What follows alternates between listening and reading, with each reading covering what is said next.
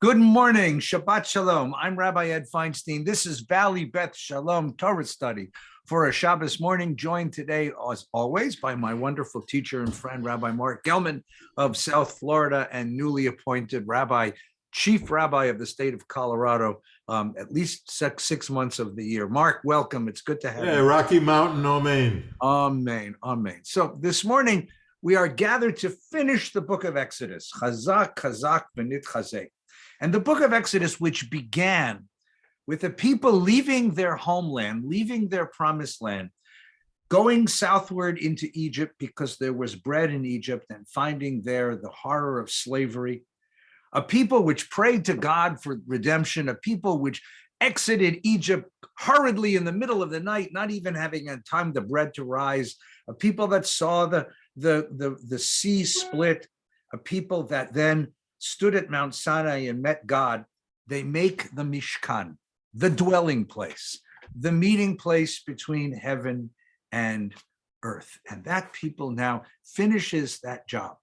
That's what this week's Torah portion is. Ele Pekudei. We have the accounting records of all of the stuff that went into the creation of the Mishkan. And what's remarkable is that it is all this wealth. Part of the wealth comes from the people themselves. Everybody had to put in a half a shekel. Part of the wealth are the gifts that the people bring. All of this money, all of this wealth, gold and silver and crimson and all of this beautiful thing go into the creation of the Mishkan. We are a giving people. We are a donating people. And in that wonderful, wonderful gesture, you understand that there is something remarkable here. The Torah doesn't condemn wealth. It doesn't damn the people because they have gold. It doesn't demand the requisitioning or the confiscation of gold from the people. It asks for gifts of the heart. Wealth is allowed us as long as we understand that wealth is an instrument for the creation of holiness and for the pursuit of justice in the world. That's the image that this Torah portion gives us. Now, just step back for a moment. You understand that there are great religious traditions in which the acquisition of wealth is condemned. The acquisition of wealth means that you have chosen the life of the body instead of exalting the soul. But for Judaism, body and soul are one in such a way that we enjoy the gifts of this world as long as they become instruments for the pursuit of heavenly purposes. And this year in particular, this theme of how we use wealth is very important to us. First of all, because it is the Shemitah year. And every 7 years, there is a cycle. And since we returned to Eretz Yisrael, to the land of Israel, that cycle is being observed again. And that cycle tells us that every 7 years, fields are to lay fallow. Every 7 years, according to the Torah, debts are to be canceled. Every 7 years, we become acutely concerned with the question of endemic poverty, systemic poverty in our midst, and what is our religious obligation to, as it were, share the wealth, to distribute wealth. Is that something that is endemically Jewish, or is that something which is a sort of a fantasy of the Bible, a fantasy of the religious tradition, but not ever to be done practically? So, Marc, I'd like to entertain this question of religion and wealth. What ought to be our attitude toward religion, toward wealth as religious people? And when is it appropriate for the religious system to step in and say that the way that you're handling wealth is not exactly the way that God intended? Right. It's a brilliant question and a fundamental one, and actually one of the few questions that was asked in the Torah that is still relevant today. In fact, it's the question that is tearing our society apart right now, which is the concentration of enormous, enormous wealth in the hands of very few people. Now, God understood, and the Torah teaches, that idea of the concentration of wealth is against God's will. So on that level, you could say the Torah is a sort of socialist document. But on another level, you have to look at this in context. The Torah was written before the economic world was born. It was a bartering economy. It wasn't a money economy. It means you wanted seed, you brought a goat, and you traded the goat for some seed. The intermediary of creating money was just beginning then. And so that you'd have a shekel, and you'd say the goat is worth 2 shekels and the wheat is worth 4 shekels, or whatever. So you could have a kind of what Marc called an alienated value. It's the value of it was transformed into the money. That's a debate actually we're having now with cryptocurrency, which is what is a shekel? Mm-hmm. Can it be something that someone just says has value, or does it have to have gold behind it or a government support? But basically, it wasn't, the view of the Torah is simple. They didn't think that lending money, that money was an object of value to be used just like wheat or cattle, and that if you borrowed to get wheat, you had to pay back the wheat plus something, some more wheat, some of the produce. But with money, the Torah is very clear that interest is like stealing. And if you charge interest, it's an offense against God. And that's wrong. It's wrong because the market says it's wrong. And unfortunately, the market hadn't taken root 3,000 years ago. It's a modern invention. But the truth of the matter is that wealth has value, and that if you lend somebody money, you no longer have the use of that money. So they are responsible morally to pay you an additional fee called interest for the privilege of borrowing some money. And that's how it works. But, and we all know that, the problem is poor people can't afford to borrow. So, and when they borrow, they become indentured bond servants. There isn't really an idea in the Torah, people misinterpret this, of slavery the way it was in the antebellum South, where you could buy make'ish, you could buy a person. That's forbidden. But if someone was indebted to you for borrowing money for a field or for seed, they could have to work for you for their whole life, and their children could have to work for you for their whole lives to pay it off. And that's called indentured bond servitude. Mm-hmm. The Torah was against that. So it came up with the idea of Shemitah and Yovel, a 7th year and then a seventh cycle year.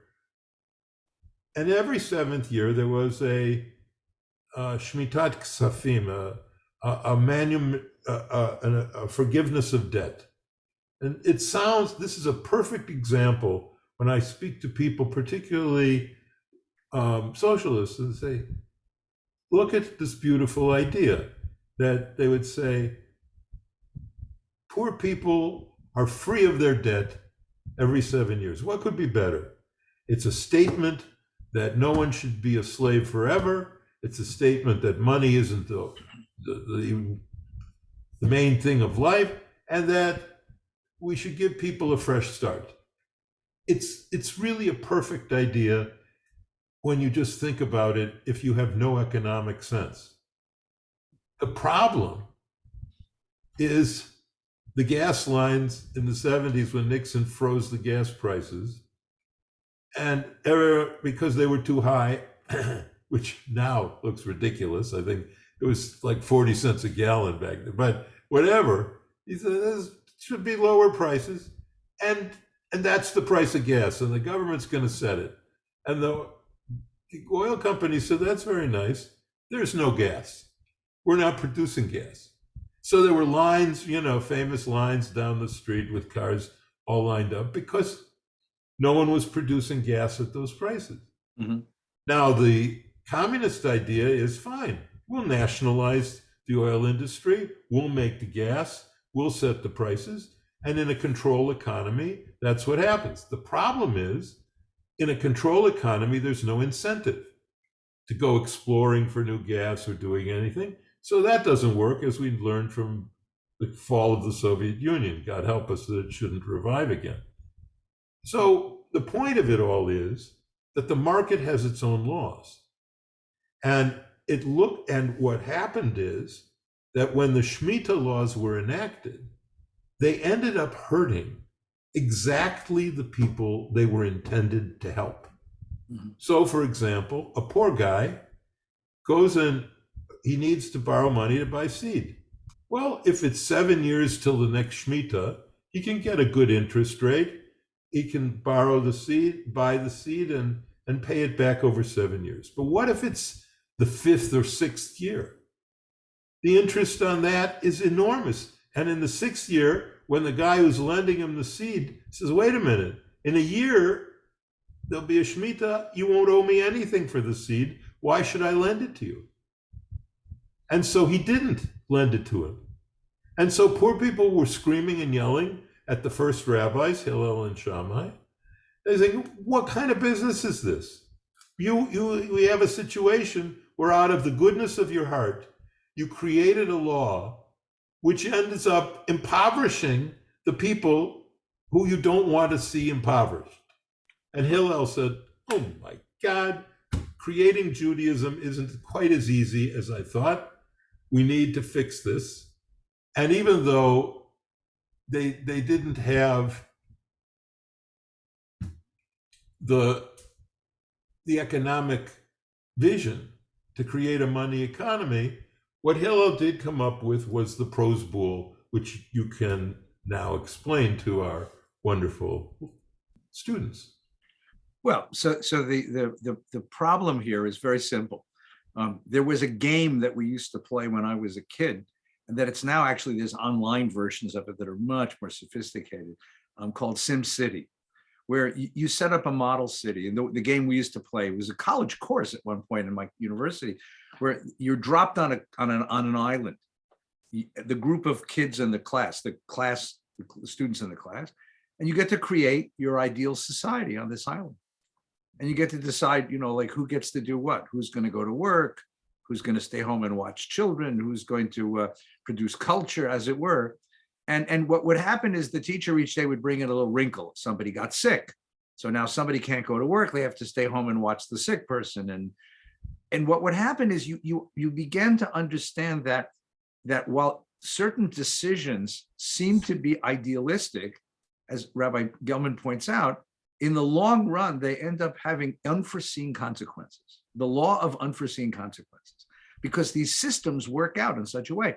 So the Shemitah year was that every 7th year, everyone's debts were wiped out, which meant nobody would lend money to people in the 5th and 6th and 7th year. You couldn't buy a car or a cow or seed for your field. So comes along Hillel, the great rabbi, and he says, I understand the intention of the law, but the consequence of the law is exactly contrary to the intention of the law. So he creates a mechanism. It's actually a Greek word called prose bool, right? And there's a big debate in the Talmud about what it means, but it's a mechanism whereby the creditor, the guy who has the debt, the lender, takes the debt and puts it in the court and says, you collect the debt from me. And because the court is holding the debt, the 7th year doesn't wipe it out. And after the 7th year is over, in the 8th year, the court has the power to go and collect the debt from the borrower, or the borrower has to pay it back. Now, what this effectively does is wipe away a law from the Torah. Now, the question is, and the Talmud debates this endlessly, what gives him the right, or any court, the right to wipe away a law, an explicit law from the Torah? And the answer is mipnei darkei shalom. It is or tikkun olam, mipnei tikkun olam, because he's trying to make the intention of the law come out the way the law was intended and not have consequences which are the opposite of it. And so this becomes a very interesting kind of question. As we develop a money economy, the Bible's understanding of how economics works needs to be changed. But the problem that the Bible was trying to attack doesn't get solved. And the problem is, how do you prevent systemic poverty? It means that one generation falls into poverty, so they can pull themselves out with a little bit of ingenuity and hard work. But when a second generation falls into poverty, it becomes even harder. By the time you have a third generation of poverty, that becomes people's self-definition. They think of themselves as stuck in that circumstance, and they lose both the capacity to imagine themselves as anything else and the drive and the ability to find themselves, dig themselves out of that hole. And that was the reason why the Torah introduced this radical economic. First, every 7 years, everyone's debts are wiped out. And then every 50 years, this is the best one, the Yovel, the Jubilee year, the economy winds back to square zero. It's like playing Monopoly. And after going around the board a certain number of times, you push everything back into the middle and everybody starts all over again with the same $200, right? Whatever amount of money it is, and you start all over again. And that was the Torah's idea, that way no one would get too wealthy and no one would get too poor. And every 50 years, everyone goes back to their ancestral holding, which is great if you're a poor person and you can't wait to get your hands on Warren Buffett or Bill Gates' wealth. Right? But it creates all kinds of interesting practical problems, which is why it was probably never acted out. But here then becomes the really interesting, deeper question, which is suggested by this and suggested by the parsha that we're reading. So Moses gathers up all this gold and silver and all this precious stuff to build the Mishkan. So we understand that having gold is not the problem. It's a question of what you do with it. And how do you teach people to hold on to it, but not to hold on too tightly? How do you teach people not to define themselves by the gold that they own? How do you teach people that it's not an illegitimate role for religion to step in and say, this is not a healthy way to live your life? With this single-minded pursuit of wealth, wealth has to be understood as something which is instrumental to higher values. And that, Mark, that's a very interesting question. Yes. Very difficult question. And like every one of us who's been doing rabbi work has many times had to ask people for contributions, because we need the wealth of the community in order to accomplish the goals that we all envision. And most of the time, I got to tell you, I'm sure you've had the same experience, people are incredibly generous. Yes. And incredibly giving, and they want to be part of the project and they want to share our dreams. But occasionally you end up with a very difficult conversation. Sometimes it's a young person, sometimes it's an older person who will say to you, why are you rabbis always asking for money? It's all about money. It's all about money. How do you answer that? How do you attack that problem? It was the hardest question to answer for people who don't understand how economics works and how organized religion works. It was the hardest. I remember being on IMUS and he said, you don't charge for tickets for high holidays in your place. And I said, well, actually we do, because I talked to the electric company and I said, we're not charging for tickets, so why don't you give us free electricity at the synagogue? And so they don't understand that even though the Mishkan was built with enormous donations of all sorts of wealth and precious items, the truth of the matter is that every single Jewish person had a tax. And that tax is in this week's Parsha, Vayakel, Pekudei, and that tax was half a shekel, as you said. Whatever that value was, we're not sure how much that was worth. But the concept behind it is we are all obligated to support organized Jewish life. We're obligated. And the reason we're obligated is because this is the way we serve God. It's not because rabbis are greedy or synagogues are greedy.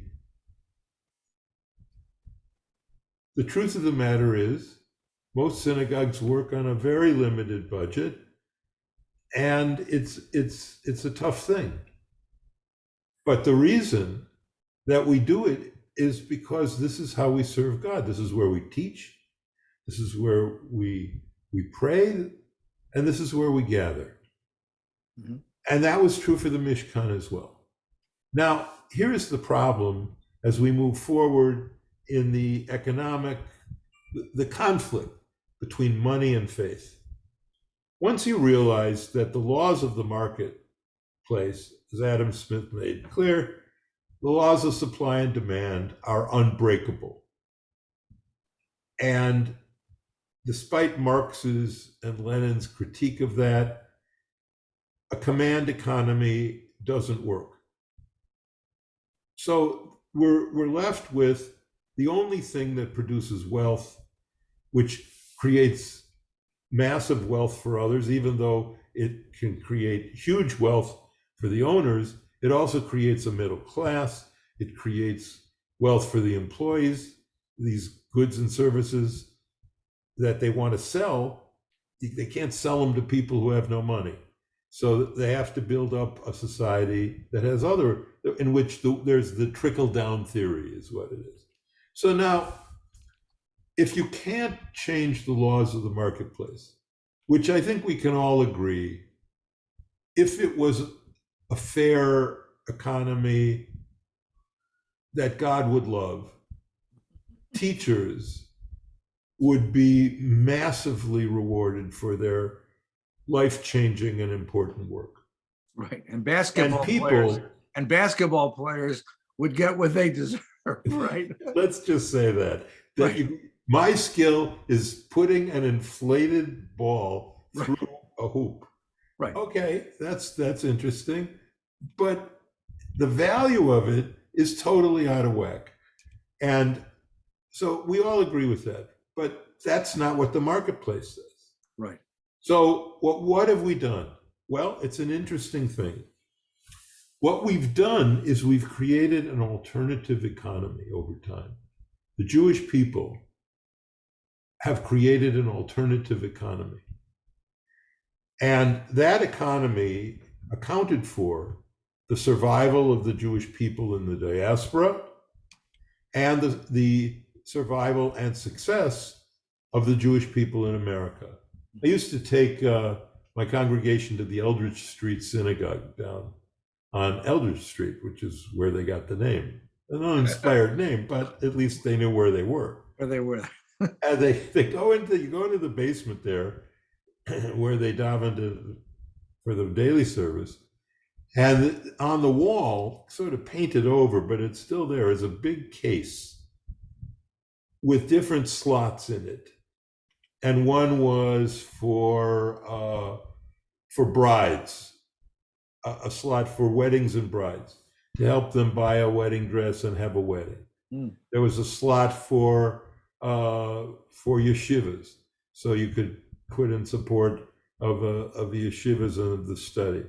There was a support for Mocher Sforim, for book selling, for buying books for the shul in Sidorim and Machzorim, and keeping the shul so that the roof didn't leak. And all these little slots, and people would put little coins in there, and it's in the basement of the shul. And every time I pass it, I really get emotional about it, because I realize that is the UJA. That's the Federation. That's Hayas. That's the Joint Distribution Committee. That's the Henry Street Settlement. Eddie, these are the institutions we built in order to help Jews who were dirt poor, coming off the boat, to learn English, to get a job. This is why the garment district had Jews in it, because they would let observant Jews who worked in the garment district stay home on Shabbos. But if you worked in a regular non-Jewish company, they didn't know about that. You get out here, you work 7 days a week. So what we did was a work of heroism and genius and compassion and love. And some of the people, like Jacob Schiff, who we should lift up his name in honor, some of them, these great German Jewish bankers and others, they are the ones who said, look, we have noblesse oblige, we have an obligation to these poor, unwashed Jews of Eastern Europe. They are Jews, and we need to help them. And that model is now being successfully imitated by the Korean community, who, when immigrants come in, they say, okay, there's a vegetable store over here, you're going to move here, and you're going to work in that vegetable store, and you're going to have a life. Yeah. So the way to the end result of the Shemitah and the shekel and wealth and faith is that the marketplace cannot be changed. It just can't. The laws of supply and demand are unbreakable. But the marketplace is not our full life. Yeah. We have another life. And I am so, of the many reasons I am proud to be Jewish and humbled to be a rabbi, I would say in the top 5 is the idea that my community took care of each other and took care of the poor, even when the marketplace did not. So Jonathan Sacks, of blessed memory, the great former chief rabbi of England, whose books are so interesting and wise in the way that they incorporate Jewish ideas and contemporary philosophy. He offers in his last book, the book is called Morality, and he offers this model, which is very, very much what you just said, Marc. He said, look, we have politics, which is the exchange of power, and we have the marketplace, which is the exchange of wealth. And in both of those areas, it's a question of my rights, what I'm supposed to get. Am I getting what's due to me? In both of those areas, we reduce people from being full human beings to being avatars, to being a consumer in the marketplace, or a producer in the marketplace, or a bondholder, or a debt holder, or an investor in the marketplace, a voter, a citizen, an interest group in the politics. He said, there is a third element of a full human life, and that's community, which is not ruled by the necessity of marketplace ethics. It's not ruled by the exchange of power. It's a question of connection with human beings. It's ruled by covenant, not contract. It's a question of responsibilities, not rights. It's a question of what I can give, not what I can get. It's a question of not what I owe or own, but a question of what I am. It's identity. And in this book, in Morality, which is his last book, and it gathers up so many of the themes of all of his writing. It's a wonderful book, by the way. He basically says the problem we're dealing with in the world right now is that the marketplace has become ubiquitous. It's become everything. It's taken over so many parts of us, and we measure each other by the wealth that we have. We measure each other, and we engage in relationships which are mediated by the marketplace, when instead they should be relationships mediated by community and by covenant. And that is a dehumanization of human beings and an emptying out of community, an emptying out of the social sphere and the full humanity of the human being. And that's what religion ought to be fighting.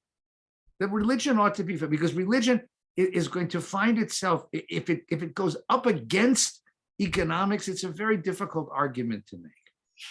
But instead, if we try to encourage the growth and nurturing of this social sphere, and we teach people how to put away the economics, it's Shabbos, put away the wallet, put away the credit cards, put away the wealth, and engage with one another in the full humanity that we share, then you end up with a very different social sphere, which is equally robust to the marketplace and gives us a chance to be souls and not simply consumers. It's a very, very powerful argument. It was his last book, alas, because his books are so wonderful. And it's a very, very important statement to make. And it completely substantiates what you're talking about, what you see in that realm of community care that comes to modify the life, the harsh life of the economic sphere. Yeah, look, when I was president of the New York Board of Rabbis, they gave a seat on the UJA board to whoever was the president at the time. And so I got a kind of behind the scenes look at the UJA and what it does. And I want to lift it up for praise because people, they don't realize ordinary Jews in America for the last 100 years have given unbelievable amounts of wealth out of the goodness of their heart to the UJA. When I was in it, in 9/11, the budget was something like $684 million that were raised by Jews in America for the UJA, $500 million or more. All right? And 80% of that $500 million, which was then divided up 60-40 usually between Israel's needs and the needs of America, and then Hayas and the Joint got some money for Jews outside of Israel and outside of America. But that $500 million, Eddie, was given, 80% of it was given by 10% of the donors. Just think about that. Now, ask yourself this. We've talked about the crisis of the American synagogue and the crisis of American Jewry and this. One of the things we don't talk about hardly at all, and should be the first thing we talk about, what is going to happen to this great Jewish philanthropic enterprise when the children and grandchildren and great-grandchildren of these 10% who gave $500 million a year, when they get this inheritance? It's trillions of dollars, but when they get their inheritance, are they going to be as philanthropic as their great-grandparents and grandparents? The indications are no. The indications are that they haven't been habituated into giving tzedakah. I mean, I come from a poor family, a working class family in Milwaukee, Wisconsin. When I visited my grandma on the West Side, on the oilcloth in the table in her kitchen, she had the blue pushki from the JNF. I'm sure you had it in your house too. Many pushkis. Yeah. A whole line of pushkis. Every orphanage, every yeshiva, every gamach. I mean, it was everything, right? And they had everything. And Shabbos, we put a penny in each one, right? And every Shabbos that my kids were growing up, before I would bless them on their keppis, when Shabbos came, I would say, we're putting in money, and between Rosh Hashanah and Yom Kippur, we would have a family meeting. And we would say, okay, we're emptying out our pushki, which has a lot of coins in it, and Mom and I are adding a bunch of dollars to that, a big bunch of dollars. And we're going to have a meeting as the Gellman family and decide where we're giving our tzedakah this year. And everyone in the family had a vote. And we gave a lot. That's why we sort of got into raising guide dogs for the blind, because the kids loved animals. My grandpa was a zookeeper, so I loved animals. And we would have a discussion. Now, I know that both of my children are philanthropic. to the whatever ability they have. And I'm proud of that. Mhm. And I know that it's because we were diligent trying to teach them this. Yeah. This is part of your obligation. Tommy Hartman had a business card that he got from Mother Teresa, Eddie. She had a business card. A business. Right? So Mother Teresa had a business card.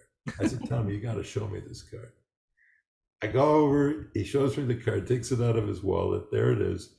It says, Mother Teresa, no address, no phone number. And you turn it over, and on the back, it's printed this line: happiness is the natural fruit of duty. And I believe that, Eddie, I believe that. Mhm. That this giving isn't just your obligation, your covenant, you're this, you got to do it because you're Jewish. No, this is the way you get true happiness out of life, by helping others, by serving others, by sharing of your largesse. I'm kind of a joke here at the gated community I live in, because I'm a baker like your father, not as great as your father, but I'm a baker, and I bake banana breads and all sorts of biscuits and other things. And I have baked hundreds and hundreds of breads in the last year during COVID, and I haven't eaten one of them. One of them. We have these little loaf pans that we buy, and I give them to the guys out here in the golf course who are digging up trees, who are sweating in the sun. And I just stop and I say, here, it's a banana bread. And I think I violated every law of the club, because you're not supposed to give tips or anything, but I don't care. It doesn't say about banana breads. Yeah, it That's doesn't. my defense if they come and get me. That's But right. and it's like, oh, Rabbi, do you have a banana bread for me today? And the other day, I'm out on the golf course, and a guy in this hot sun is clearing away coconuts that have fallen to the ground. Because God forbid a coconut should hit a Jew in the head. It would be, that was it. That would be the He'll end of knock it. his golf ball off of the green. That's the problem. Right. How did Rabbi Gellman die? He was on the 8th hole. He got hit by a coconut. You can't have that. That's not a good eulogy for me. So he came over to me with a coconut and a machete, and he went whack. And with one whack, he cut off the top of the coconut, and inside is this water. Coconut water, right? It's hot, and I'm drinking it. And I'm telling you, Eddie, I've never, ever experienced mitzvah goreret mitzvah in my life the way I did that day, drinking a coconut water from a guy I gave a banana bread to. And there you have it. There's the secret of happiness. So the Torah is the proof text for what Rabbi Gellman has just so beautifully shared with us, because what happens at the very end of the Torah portion, which is the very end of the book of Exodus, which is the very end of this section of the Torah, is that having gathered up all the wealth from the people Israel and having built the Mishkan, Moses then makes an accounting to show that every single shekel, every single piece of gold, every single thread of crimson was put into the Mishkan. Nothing was taken. Nothing was taken by the workmen. Nothing was taken by Moses. No, it was not for personal. It was all for the community. And at that point, he goes about beginning the process of using it. And the Torah says that God's presence comes and fills the Mishkan. Now you could look at it and say, well, he turned it on and it worked, but it's more than that. Why does God's presence come? What does that mean? It's that when you have a community that is so willing to give, so willing to share, so willing to build together. And these are, after all, ex-slaves. These are people who have been habituated to holding on to every damn thing that they ever find in the world because they have so little. But these people were ex-slaves. They open their hands and they contribute to a community project of holiness, and God enters the world and lives among them. And that's the way this part of the Torah ends. And that is a beautiful, Amen. beautiful. Chazak, chazak. Chazak v'nit chazek. Listen, let's finish with one more prayer. Of course, we have another week of watching the horror in Ukraine, of praying for the brave and courageous leaders and fighters for the Ukrainian people, and hoping that the leaders of the world are somehow able to persuade Mr. Putin to put down his arms and to allow this people their democracy, and to hope that this crisis finds some sort of resolution that isn't as violent and as horrifying as it looks on TV. So let us pray for peace. Amen. Pray for justice, and take care. And in the way of giving a little bit, it's a good time to give a little tzedakah. The American Joint Distribution Committee takes care of refugees, Jewish refugees, and there's 200,000 Jews in the Ukraine. HIAS is helping. The various Jewish communities of Poland are helping. There are lots of relief agencies that are out there asking for help. Let's help them so we can do a little bit to ease a little bit of the suffering of a very, very painful circumstance. And let's wish for a Shabbat Shalom. Take good care, Marc. Thank you. Shabbat Shalom. Following this, of course, services at 10 o'clock, a wonderful bar mitzvah for two young men, Aiden and Austin Levine. And then, of course, this evening at 5 o'clock, Yossi Dresner leading Mincha Mariv. Tomorrow, 8:30 in the morning, 5 o'clock in the evening, I'll be leading Minyan on Facebook and YouTube. And all week we're in person, 7:30 in the morning and 5 o'clock in the evening. Next week, we're going to change the clocks, but not until then. It's still 5 o'clock. Wednesday night, we're going to be welcoming the Braid, formerly known as the Jewish Women's Theater, here to Valley Beth Shalom. In lieu of our Wednesday night lecture, this wonderful program of storytelling offered by the actors and directors of the Jewish Women's Theater, now called the Braid. And the topic has to do with Israeli-American identity. What happens when Israelis come to our country, settle here, and raise their children here? What does it feel like to be a citizen of both places? Come to VBS, cost a few dollars to get in. We don't want anybody to be left out. If you can't afford it, we'll let you in. But come and help out, support the Braid, support the Jewish Women's Theater. Come and enjoy it. It's at 7 o'clock here at VBS. Love to see you. The following week is Purim. It's Purim a week from Wednesday night. And we'll be here with a wonderful Purim pizza extravaganza, right? Very few people know that pizza is the official food of Purim because, the Jews ate matzah on their way out of Egypt. They ate pizza on their way out of Persia. So please come and enjoy our Pizza Palooza and reading of the Megillah a week from Wednesday night. And then the series will continue. We'll be back next Shabbos, though, of course. And I wish you, and Marc, I wish you a good Shabbos. Take good care. Good Shabbos, Eddie.